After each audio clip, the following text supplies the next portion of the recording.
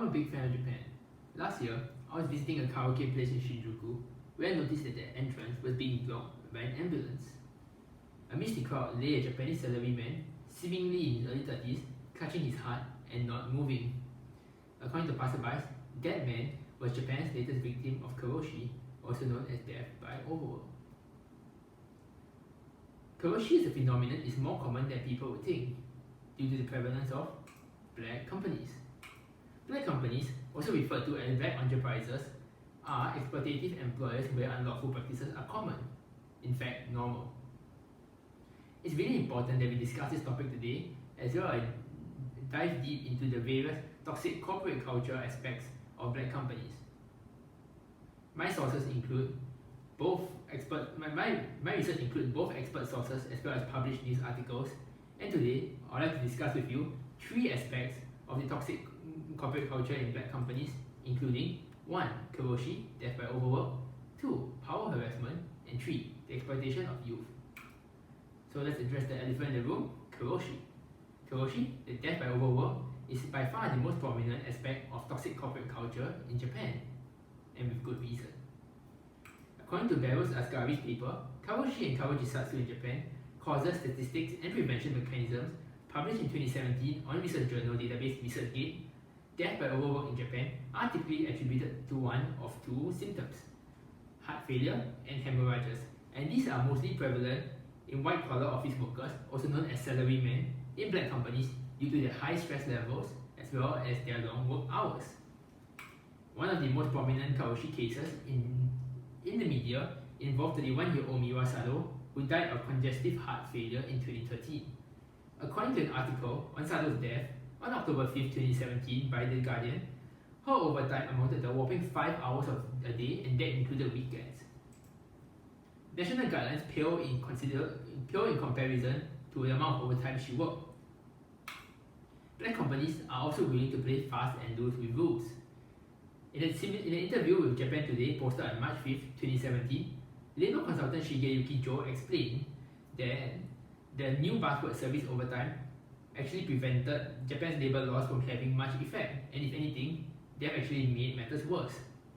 Service overtime refers to overtime that is both unrecorded and unpaid, so now black companies can both get out of paying their employees and keep their practices that are illegal off the books. It's a double whammy here, and thanks to the ingenious practices, it's safe to say that karoshi as a phenomenon might be here to stay. While karoshi takes on a physical toll on one's body and health, power harassment can affect a person both physically and psychologically. Power harassment broadly refers to harassing or abusive behavior from a superior. One of the more recent power harassment cases in Japanese media involved Kaoru Sugano, an official of Dentsu Group Incorporated, whose company won the Black Company Award in 2016. In an article on January 8, 2020, writers reported that he was actually made to resign over power harassment of his colleagues. Although the extent of his harassment was not specified, common examples of power harassment include 1. Psychological humiliation, 2. Verbal abuse, and 3. Physical violence. The toxic environment of black companies actually encourages power harassment through 2 various aspects of black companies: 1. Hierarchical power structures, and 2. High-stress pressure cooker environments. So firstly, the conservative hierarchical power structure of black companies' corporate culture creates a work environment where power harassment thrives. This hierarchical system that's employed there is also known as the emperor system, and it actually encourages employers to abuse their employees as they are given free rein. As long as 1, they keep things off the table, they keep things under the table and off the books, and 2, they deliver results, they can do anything they want with their employees without recompense. Secondly, the high-stress pressure cooker environment contributes to the rise of power harassment.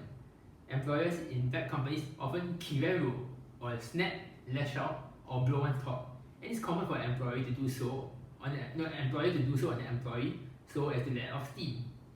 As what can employees do then? They can only shikata ganai. It cannot be helped or nothing can be done about it. That's what they usually say when they are being abused by their employers, and it's a sad truth that power harassment may only get more prevalent in the future as society's pace increases.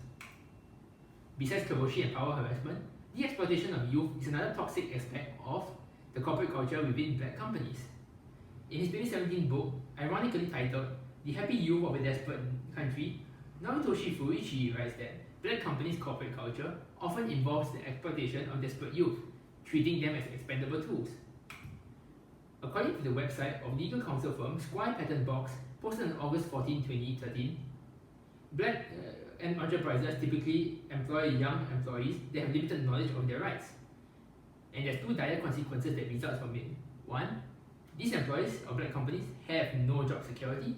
Two, they have career advancement problems. So firstly, as compared to other corporations which actually provide recompense for their employees' efforts, black companies do not provide balancing benefits such as job security, career advancement features, as well as fair pay. Secondly, the lack of career advancement features is a double whammy for employees. It's a common saying in Japan that people will get dismissed within the first 3 years of their employment, especially if they're young, at a black company, as well as the prevalence of fire and hire schemes within black companies. This indiscriminate firing actually hurts them even more due to the presence of the Nenko Joetsu wage system, which we shall discuss. The Nenko Joetsu wage system indicates that people will get paid by the seniority at the company and not at their depth of expertise. So in a sense, the longer you work at the company, the higher you'll be able to climb the corporate ladder. But young employees of black companies will not be able to do so due to the fact that they will get fired within the first 3 years. It's extremely difficult for them to scale the corporate ladder and get increased earning power. This is a huge social issue in Japan, and this wage gap continues to divide people as black companies continue their unlawful practices. As a result, black companies continue to maintain their grip on society's youth. As we can see, black companies with their unlawful practices continue to be prevalent in Japanese society today. They continue to affect Japanese society through the three aspects of the toxic corporate culture. 1, death by overwork. 2, power harassment. And 3, the exploitation of youth. The question is, what can we do about it? What can we do with this information? Even though we're not working in Japanese black companies, or even though we don't expect these companies themselves to have changes to their systemic toxic corporate culture overnight, we can be the change that we wish to see. Like what Mahatma Gandhi, the famous Indian political ethicist, once said, if we look out for one another and take care of each other, we can create a healthy and conducive work environment for all. And I'm sure most of us would prefer a work environment where we're respected and treated fairly, right? So I leave you with this, and thank you very much.